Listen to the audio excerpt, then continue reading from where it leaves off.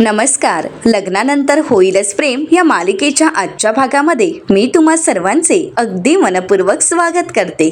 आजच्या भागामध्ये आपल्याला पाहायला मिळतं, आता इथे जीवा आणि नंदिनी रूममध्ये येतात. नंदिनी लगेच पाणी प्यायला घेते, कारण नंदिनी पूर्णपणे घाबरून गेलेली असते. नंदिनीला जीवा म्हणतो, काय झालं, तू खरंच घाबरून गेली होतीस का? तर नंदिनी म्हणते, हो ना, मी तर एवढी घाबरली होती की मला असं वाटत होतं की आता आई सगळं सत्य सांगते की काय. तर आता जीवा म्हणतो, पण मी तर वेगळाच विचार करतोय. म्हणजे बघ ना, चोरोटीच्या दिवशी आईने आपल्याला इतकं समजावलं. त्यांचं तर म्हणणं होतं की आत्ताच्या आत्ता सगळं सत्य सगळ्यांना कळायलाच हवं. परंतु ज्यावेळी त्यांनी प्रत्यक्ष काव्याची अवस्था पाहिली आणि त्यानंतर आता आई स्वतःहून म्हणतायत की काव्याला हे सत्य कळायला नको. म्हणजे जेव्हा तू काव्याला सत्य सांगायला जातेस तेव्हा मात्र आई स्वतःहून नकार देत आहेत. तर आता नंदिनी जीवाला म्हणते, आपण सुद्धा हा लपंडाव कुठे मनापासून खेळतोय, आपण सुद्धा थकतोय, आपण सुद्धा दमतोय, आपल्याला सुद्धा दिसतंय की आपण सगळ्यांशी खोटं बोलतोय. परंतु जर आपण खरं काव्याला सांगितलं तर तिची काय अवस्था होईल हे आपल्यालाही माहीत आहे. खरं सांगायचं तर अशा वेळी खरं बोलायचं धाडस करणं म्हणजे मला इनसेन्सिटिव्ह वाटते. तर जीवा नंदिनीला प्रश्न करत म्हणतो, आपण काही चुकीचं तर करत नाही आहोत ना?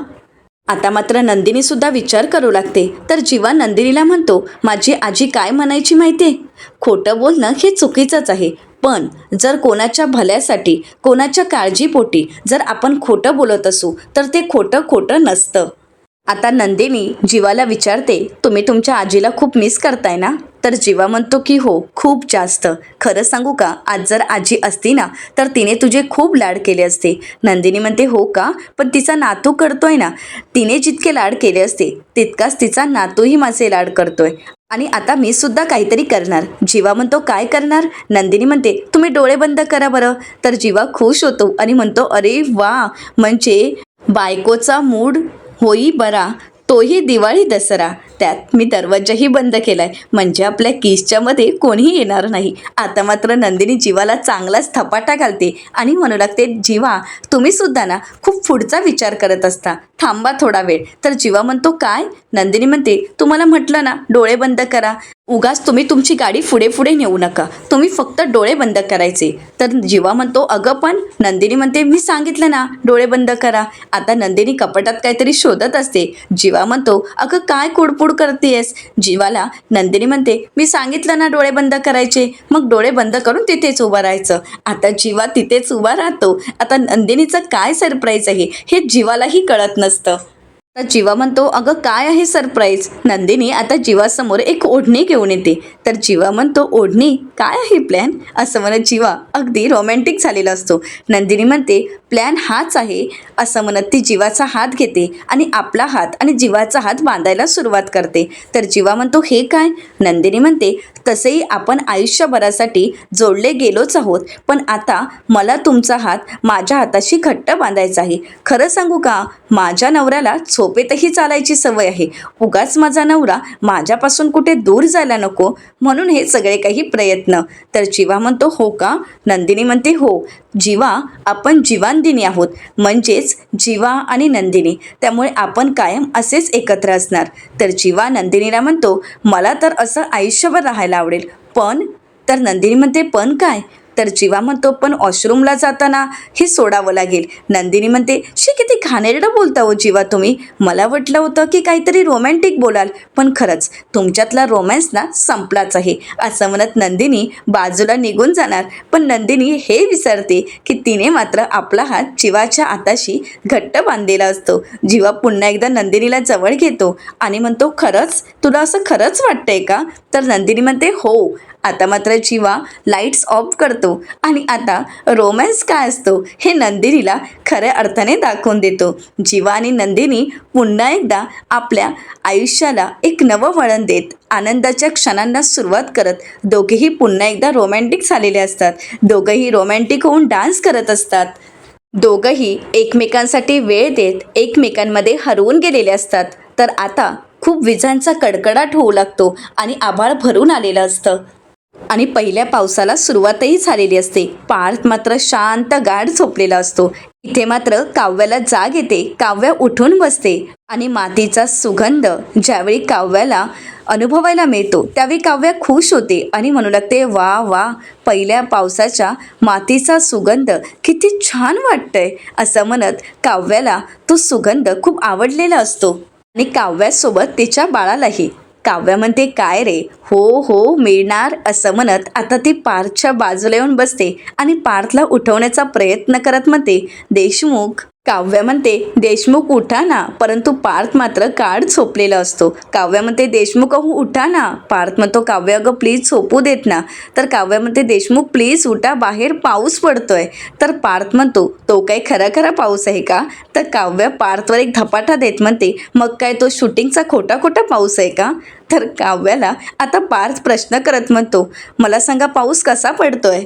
तर काव्या रोमॅन्टिक होत पार्थच्या बाजूला जात त्याच्या कानातच हळूवारपणे म्हणते, बारीक बारीक रिमझिम. तर आता पार्थ काव्याला म्हणतो, हा वळवाचा पाऊस, वादळी पाऊस म्हणतात याला. आज तुम्हाला मजा येते, पण उद्या ना इतकं उकडेल की तुम्हीच माझ्याकडे याल आणि म्हणाल, देशमुख देशमुख अहो किती उकडतंय. त्याच्यापेक्षा एक काम करा, AC लावा आणि गाढ झोपा. तर आता काव्या पार्थला उठवण्याचा प्रयत्न करते आणि म्हणते, देशमुख अहो बघा जरा बाहेर, मातीचा किती छान सुगंध येतोय. तर पार्थ म्हणतो, हो का, पण आता शांत झोपा ना. तर काव्या पार्थला म्हणते, मला खायची आहे. तर पार्थ विचारतो, काय. तर काव्या म्हणते, माती. तर पार्थ म्हणतो, बरं. असं म्हणत पार्थ उठून बसतो आणि म्हणतो, काय तूप वगैरे लावून आणू का. तर काव्या म्हणते, काय बरळताय. तर पार्थ म्हणतो, तुम्हाला चपातीच खायची आहे ना. काव्या म्हणते, नाही. तर पार्थ म्हणतो, मग काय खायचं आहे. तर काव्या म्हणते की मला माती खायची आहे. आता हे ऐकून पार्थला धक्काच बसतो, त्याची झोपच उडालेली असते. पार्थ म्हणतो, काय काही बडबडत असता तुम्ही, झोपा बरं तुम्ही. तर काव्या म्हणते, नाही मला खरंच माती खायची आहे. आता मात्र काव्या पार्थवर चिडते आणि म्हणू लागते, तुम्ही तर मला माती आणूनच देणार नाही आहेत. त्यापेक्षा मी एक काम करते, मीच बाहेर जाते आणि माती खाऊन येते, तुम्ही बसाच इथे. असं म्हणत काव्या आता माती खाण्यासाठी निघालेली असते. आता मात्र पार्थ काव्याच्या मागे मागे धावत येतो आणि म्हणतो, अहो काव्या कुठे निघालाय तुम्ही दुडदुडू असं. अहो तुम्ही काही बोलत असता, माती आत्ता खायची आहे तुम्हाला. काव्या पार्थला म्हणते, प्लीज देशमुख समजून घ्या ना, मला माती खायची, मला माती खायचे डोहाळे लागलेत. तो मातीचा सुगंध आणि त्यानंतर मला माती खायची खरंच खूप इच्छा झाली, प्लीज प्लीज समजून घ्या ना. परंतु काव्या आता पार्थला काही स्पष्टीकरण न देता माती खाण्यासाठी घाईघाईने निघालेली असते. पार्थ काव्याला थांबवण्याचा प्रयत्न करतो, परंतु काव्या काही थांबत नसते. पार्थ काव्याला थांबवण्याचा प्रयत्न करतो आणि म्हणू लागतो, हवं तर मी तुम्हाला फ्रूट सॅलड बनवून देऊ का. एक काम करतो, गरमागरम नूडल्स बनवून देतो, त्यामध्ये छान मसाला टाकतो, हवं तर ते माती समजून खा ना. तर काव्यामध्ये नकोय तुमचं फ्रूट सॅलड आणि नकोय तुमचे ते नूडल्स, मला फक्त माती खायची आहे. पार्थ म्हणतो, कसले डोहाळे आहे ते. तर काव्या म्हणते, हो आहेत मला डोहाळे, मला माती खायची आहे, आणून द्या. तर पार्थ म्हणतो, हळू बोला, घरचे उठतील. काय चाललंय काव्य तुमचंही, तुम्हाला माती खायची आहे. सॉरी काव्य, पण मी तुम्हाला माती आणून नाही देऊ शकत. काव्या मात्र हट्टाला पेटलेली असते, काही करून तिला माती खायचीच असते. काव्या पार्थला म्हणते, आत्ताच्या आत्ता बाहेर जायचं, मूठभर माती घेऊन यायची आणि मला द्यायची, मला माती खायची आहे. पार्थ म्हणतो, पण ही माती चांगली नसते, गावाकडची माती एक वेळ ठीक आहे, परंतु शहरातली माती चांगली नसते, त्यामुळे माती खायची नाही, मी तुम्हाला माती आणून देणार नाही. आता पार्थ काव्याला अडवण्याचा प्रयत्न करत असतो, परंतु काव्या काही मात्र ऐकून घ्यायला तयार नसते. तर काव्या पार्थला म्हणते, खड्ड्यात जा. नाही, मी एक काम करते, मीच बाहेर जाते, खड्डा खणते आणि त्यातील थोडीशी माती घेऊन येते. असं म्हणत काव्या आता निघालेली असते. पार्थ काव्याला थांबवत म्हणतो, नाही थांबा, मी खड्ड्यात जातो आणि तिथून माती आणतो, मग तर झालं. असं म्हणत आता नाईलाज असतं, पार्थला माती आणण्यासाठी जावंच लागतं. काव्या खुश होते आणि म्हणू लागते, येस, आता मला माती खायला मिळणार. असं म्हणत काव्या खुश होते आणि पार्थ माती घेऊन येण्याची वाट पाहत असते. तर दुसरीकडे पाहायला मिळतं, मानिनीताईंना सुद्धा जाग येते. मानिनीताई म्हणतात, अरे बापरे, वादळी पाऊस. तर त्याचवेळी मानिनीताईंना कोणीतरी जागा आहे हा आवाज येतो. मानिनीताई म्हणतात, एवढ्या रात्री कोण जागा आहे. आणि म्हणूनच मानिनीताई बाहेर येतात. तर इकडे पार्थ काव्यासाठी माती घेऊन आलेला असतो. पार्थ म्हणतो, हे बघा तुमच्यासाठी माती घेऊन आलोय. काव्या खुश होते. तर त्याचवेळी त्या ठिकाणी मानिनीताई येतात आणि म्हणतात, अरे तुम्ही जागे आहात काय ग, तुला बरं वाटतंय ना? तर काव्या म्हणते, हो हो मी अगदी बरी आहे. तर आता मानिनीताई म्हणतात, मग तुम्ही दोघे जागे का आहात? तर पार्थ म्हणतो, काही नाही, अभ्यास. मानिनीताई म्हणतात, अभ्यास? पुस्तकांशिवाय अभ्यास? काय बोलताय तुम्ही हे? तर आता मानिनीताईंच्या या प्रश्नावर पार्थकडेही उत्तर नसतं ना काव्याकडे. तर मानिनीताई म्हणतात, बोला. तर पार्थला काव्या म्हणते, द्या उत्तर. तर आता पार्थ मानिनीताई म्हणतो, उत्तर म्हणजे उत्तरासहित आणि पेज नंबर सगळं काही पाठ असतं ना, मी फक्त रिव्हिजन घेत होतो. मानिनीताई म्हणतात, बरं ठीक आहे, पण तुझे केस कसे ओले आहेत? तर काव्या म्हणते, काही नाही, आत्ताच तोंडावर पाणी मारून आले आहेत ना, जागरणाची सवय नाही आहे. तर मानिनीताई म्हणतात, बरं ठीक आहे, मग आता तुम्ही झोपायला जाणार आहात की नाही? तर पार्थ म्हणतो, हो जाणार आहोत. पण तू जा नाही, तू जा झोपायला जा, तू उगाच जागरण नको करूस. मानिनीताई आता त्यांच्या रूमच्या दिशेने जाणार, परंतु त्याचवेळी जोराचा वारा येतो आणि दरवाजा उघडला जातो, कारण दरवाजाची कडी काढलेली असते. मानिनीताई म्हणतात, अरे दरवाजा उघडा, मी तर लावून गेले होते, पण हा दरवाजा कसा काय उघडला? पार्थ म्हणतो, काय माहीत, पण तू काय एवढा विचार करतेस? जा ना तू, मी लावेन ना. मानिनीताई म्हणतात, नाही नाही. असं म्हणत आता मानिनीताई दरवाजाच्या दिशेने निघालेले असतात.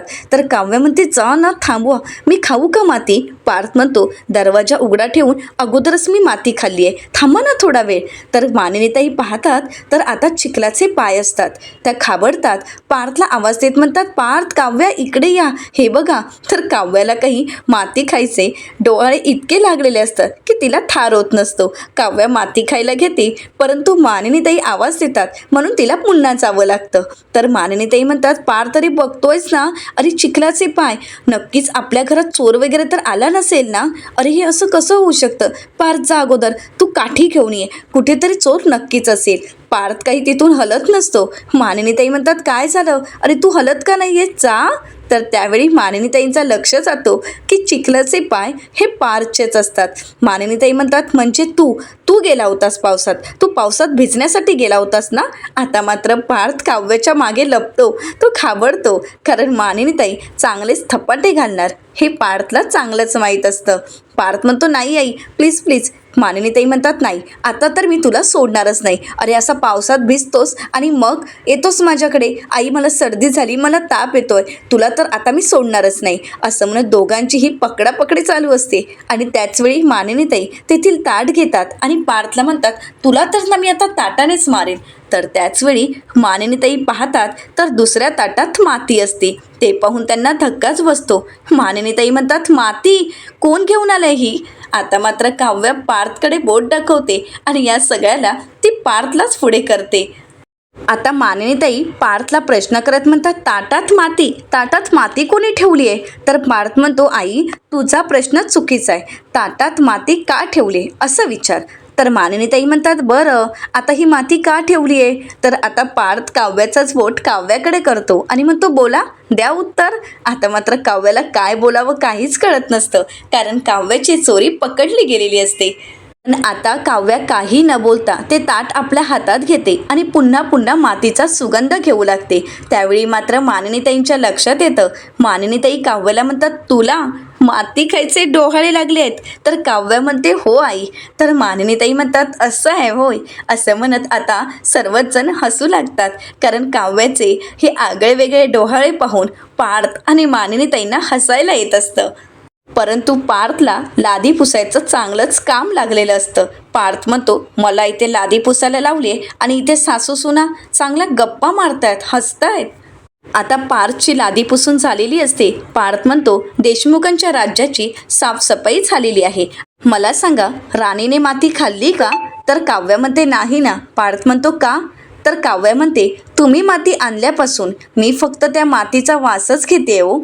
आणि या सगळ्या नादात ते डोहाळे किंवा माती खायचे क्रेविंग हे सगळं काही बंदच झालंय. तर पार्थ म्हणतो, बंदच झालंय म्हणजे? मी एवढी मेहनत करून माती घेऊन आलोय, पण त्याची तर काहीच कदर नाही. बघितलंच नाही, आयस व्हायचं आहे, पण खातायत काय माती? तर मानिनीताई म्हणतात, गप रे मेल्या. हे बघ पार्थ, गरोदरपणात बाईला त्या क्षणी काहीतरी खावंसं वाटतं, आणि हो, ते खावंसं वाटतं त्याला सुद्धा काहीतरी कारण असतं, समजलं का? तर आता मात्र पार्थची बोलतीच बंद होते. तर काव्या म्हणते कळलं. आता मात्र पार्थ काहीच बोलत नाही. तर काव्या मानिनीताईंना म्हणते काय कारण असतं आई. तर मानिनीताई काव्याला म्हणतात तुला माहीत आहे का, गरोदरपणात एखाद्या स्त्रीला आईस्क्रीम खावंसं वाटलं तर आपण काय म्हणतो, आईस्क्रीम खावंसं वाटते आणि तो विषय सोडून देतो. पण तसं नसतं. खरं तर या सगळ्यामध्ये काहीतरी सायंटिफिक कारण असतंच आणि हे सगळं काही डॉक्टरसुद्धा सांगतात. म्हणजे बघ, उदाहरणार्थ आपल्याला खडू खावासा वाटला तर हे सुद्धा आपण खायला हवं, कारण त्या क्षणी आपल्या शरीरात कुठेतरी कॅल्शियमची कमतरता असते आणि म्हणूनच आपल्याला ते खडू खाण्याचे डोहाळे लागलेले असतात. समजा आपल्याला बर्फ खावासा वाटला तर आपल्या शरीरात आयनची कमतरता असते. म्हणजे जर आयनची कमतरता असेल तर आपलं तोंड कोरडं पडतं आणि त्याच वेळी आपल्याला काहीतरी खावंसं वाटतं आणि मग काय, बर्फ खाल्लं की आपल्याला बरं वाटतं. तर पार्थ म्हणतो हे सगळं काही ठीक आहे, पण मला एक सांगा, एखादीला मातीच खावीशी वाटली तर त्यामागे काय कारण असेल. तर आता काव्या पार्थला धपाटा देते आणि म्हणू लागते टिंगल करताय का तुम्ही माझी, आयो बघा ना. तर आता मानिनीताई पार्थला म्हणतात काव्याची टिंगल वगैरे करायची नाही. असं जर तू काही केलं ना तर आत्ताच्या आत्ता अख्ख्या घराची तुला लादी पुसायला लावेन. आता मात्र पार्थ घाबरतो आणि म्हणतो नाही नको, असं म्हणत हाताची घडी तोंडावर बोट असं करत पार्थ शांत बसतो. तर काव्या मानिनीताईंना म्हणते बरं तुम्ही सांगा, तुम्ही त्यांच्याकडे लक्ष देऊ नका, मला तुम्ही सांगा. तर मानिनीताई म्हणतात बरं, माती खावीशी वाटते ना त्यावेळी आपल्या शरीरात बऱ्याच गोष्टींची कमतरता जाणवत असते. म्हणजे आयर्न, झिंक अशा बऱ्याच गोष्टी आहेत की ज्या आपल्याला मातीतून मिळत असतात. पण तुला सांगू का काव्या, गावची माती खाण्यात एक वेगळीच मजा आहे. ह्या शहरातल्या मातीत केमिकल्स काय वगैरे सगळं काही असतं ग मिक्स, त्यामुळे ती माती खाण्यात काहीच मजा नाही. पण गावच्या मातीचा सुगंधही आणि ती खाण्यातही एक वेगळीच मजा असते. खरं तर या दिवसात माती खावीशी वाटली, त्याचे डोहाळे लागलेत तर गावचीच माती खावी, पण ही माती खाऊ नये असंच म्हणतात. आता काही पार्थला शांत राहवत नाही आणि म्हणून पार्थ प्रश्न करत म्हणतो पण एखाद्या बाईला माती खायचीच असेल तर काव्या पार्थकडे पाहते. त्यावेळी पार्थ म्हणतो नाही, म्हणजे डोहाळे शांत करायचे असतील तर मग काय करायचं, आणि जर ती व्यक्ती शहरातच असेल तर मानिनीताई म्हणतात तर मग सोपा उपाय आहे, डॉक्टरांना सांगायचं. तसंही पहिल्या वेळी डॉक्टर सप्लिमेंट देतातच, त्या पोटात गेल्यात की मग डोहाळ्यांवर कंट्रोल येतो. आता ही सगळी माहिती काव्याला मिळालेली असते. काव्या म्हणते क्या बात आहे, या मातीच्या सुगंधाने का होईना परंतु वेगळं काहीतरी शिकायला मिळालं. तर पार्थ म्हणतो झालं का, आता झोपायला जाऊयात का. तर आता मानिनीताई म्हणतात हो. तर पार्थ म्हणतो किती उशीर झालाय बघा ना. तर मानिनीताई आणि काव्या एकत्रच म्हणतात किती वाजले आहेत. तर आता मात्र पार्थच्या हातात काही घड्याळ नसतं. पार्थ म्हणतो फार उशीर झालाय, चला ना. अहो मातीमुळे आणि या पावसामुळे माझ्या झोपेचं खोबरं, लसूणची चटणी, मिरची पूड सगळं काही झालंय, आता तरी प्लीज झोपायला चला. तर काव्या म्हणते हो. आता काव्या पुन्हा एकदा मातीचा सुगंध घेते. तर मानिनीताई काव्याला म्हणतात माती घेऊन जातेस का, परंतु काव्या मातीचं ताट न घेऊन जाता ती मन भरून त्या मातीचा सुगंध अनुभवते आणि त्यानंतर झोपण्यासाठी निघून जाते. मानिनीताईंना सुद्धा राहवत नसतं, त्यासुद्धा त्या पहिल्या पावसाच्या पहिल्या मातीचा सुगंध अनुभवतात आणि त्यासुद्धा झोपण्यासाठी निघून जातात. आता घडलेला प्रकार ज्यावेळी पार्थ दुसऱ्या दिवशी नंदिनीला सांगतो त्यावेळी मात्र नंदिनीचं हसू काही आवरत नसतं. नंदिनी पार्थला म्हणते काय काल एवढा ड्रामा झाला, खरं तर कालचा हा क्षण आम्ही मात्र मिस केला, मी आणि जीवा त्या ठिकाणी असायला हवं होतं.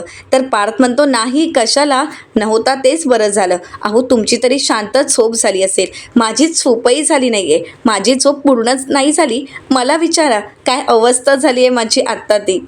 परंतु खरं तर नंदिनी आणि जीवासुद्धा काही झोपलेले नसतात. त्यांनी एकमेकांसाठी वेळ दिलेला असतो, एकमेकांसोबत त्यांनी खूप छान एन्जॉय केलेला असतो आणि तो क्षण आता नंदिनीला आठवतो आणि नंदिनी मात्र त्यामध्ये हरवून जाते. तर आता पार्थ नंदिनीला भानावर आणत विचारतो नंदिनी. तर त्यावेळी नंदिनी म्हणते काय झालंय. तर नंदिनी म्हणते काही नाही, पण काल काव्याच्या डोहाळ्यांनी चांगलंच दमवलं असेल ना. खरं तर गरोदर बाईला कशाचे डोहाळे लागतील काहीच सांगता येत नाही. तर आता नंदिनीच्या या बोलण्यावर पार्थ नंदिनीला म्हणतो तुम्ही असं सांगताय, असं बोलताय जसं काय तुम्ही प्रेग्नेंटच नाही आहात. आता मात्र नंदिनी शांतच होते. आता नंदिनी विषय बदलत पार्थला म्हणते की दूध उकळलंय. आता पार्थ दूध बाजूला ठेवतो आणि नंदिनीशी गप्पा मारत म्हणतो, पण खरं सांगू का, काल मात्र डोहाळ्यांबद्दल मला बरंच काही कळालंय. आज तर मी डॉक्टरांकडे जाणार आहे आणि सप्लिमेंट घेऊनच येणार आहे. आणि हो, तुमच्यासाठी सुद्धा काही आणायचं असेल तर सांगा बरं का, म्हणजे दोघी बहिणींसाठी मी घेऊन येतो. आता त्याचवेळी त्या ठिकाणी जीवा येतो आणि आवाज देत म्हणतो, बडे भैया. अजून तरी त्या सगळ्याची काही गरज नाहीये. आणि हो, वाटेल ते डोहाळे लागले तरी चालतील, मला माझ्या बायकोचे सगळे डोहाळे पूर्ण करायचे आहेत. तर जीवा म्हणतो, खरं सांगू का, आता तिला ब्रेड ऑमलेट खायचे डोहाळे लागलेत की नाही. तर नंदिनी होकार देते. आता जीवा ब्रेड ऑमलेट बनवायला घेतो तर इकडे पार्थ म्हणू लागतो, बरं आहे हा तुम्हा दोघांनाही एकमेकांच्या मनातलं ओळखता येतं. दोघंही एकमेकांना अगदी छान पद्धतीने ओळखता.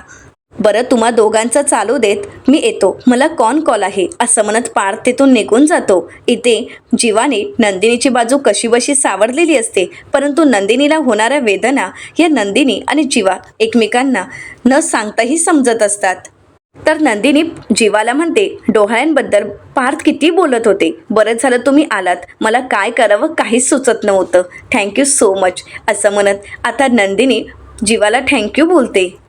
तर आता जीवा नंदिनीला म्हणतो, अगं ये चकाचक बाई, आपण पार्टनर इन क्राईम आहोत, त्यामुळे मी कुठेही तुला अटकू देणार नाही, मी तुझ्या सोबत आहे.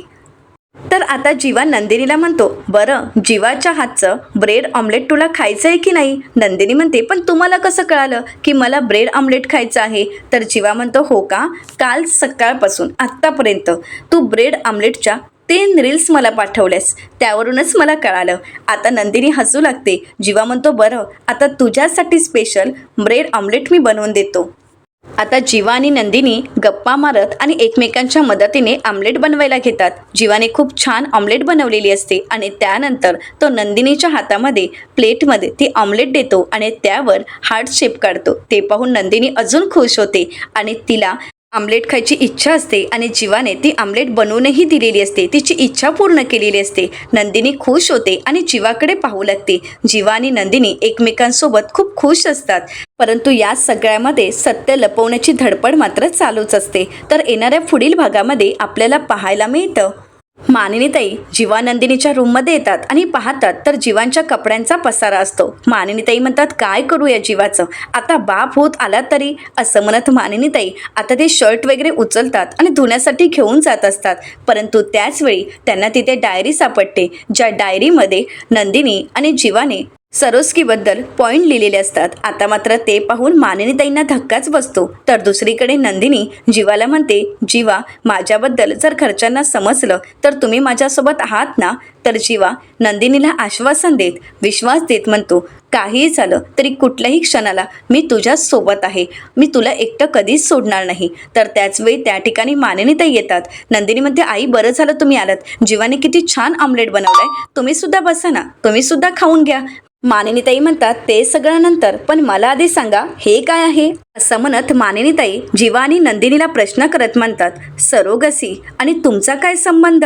आता मात्र त्या दोघांनाही धक्का बसतो, दोघेही शांतच होतात. आता मानिनीताईंच्या या प्रश्नाला जीवा आणि नंदिनी काय उत्तर देतील हे पाहणं अतिशय रंजक ठरणार आहे. मित्रांनो, अशाच मालिकांचे नवनवीन अपडेट पाहण्यासाठी चॅनलला नक्कीच सबस्क्राईब करा. आजचा व्हिडिओ तुम्हाला कसा वाटला हे कमेंट करून नक्कीच कळवा. आजचा व्हिडिओ जर तुम्हाला आवडला असेल तर व्हिडिओला लाईक करायलाही विसरू नका. व्हिडिओ पाहिल्याबद्दल तुम्हा सर्वांचे अगदी मनपूर्वक धन्यवाद.